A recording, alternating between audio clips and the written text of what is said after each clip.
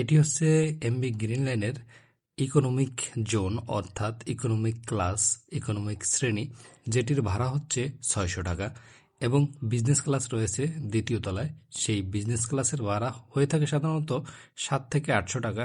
যেহেতু ইকোনমি ক্লাসে 600 টাকা ভাড়া, সেহেতু বিজনেস ক্লাসে 100 টাকা বাড়বে, সেই অনুযায়ী 700 টাকা ভাড়া করা হয়েছে এই যাত্রায়। এছাড়াও এই যাত্রা থেকেও বিভিন্ন সময়ে পরিপ্রেক্ষিতে আসলে ভাড়াটা কমে এবং বাড়ে, তবে বাড়ে না, ম্যাক্সিমামই কম থাকে। ম্যাক্সিমাম সময় আসলে 500 এবং 600 টাকার ভিতরে থাকে। নিচে ইকোনমিক জোনে যদি 500 টাকা বাড়া হয়, তাহলে বিজনেস জোনে হবে 600 টাকা, এরকমই হয়ে থাকে গ্রিন লাইনে ভাড়া। আর গ্রিন লাইনটা আমি সবসময় প্রিপেয়ার করি এই জন্য, এটা সম্পূর্ণ শীততাপ নিয়ন্ত্রিত একটি জাহাজ, যাত্রীবাহী লঞ্চ।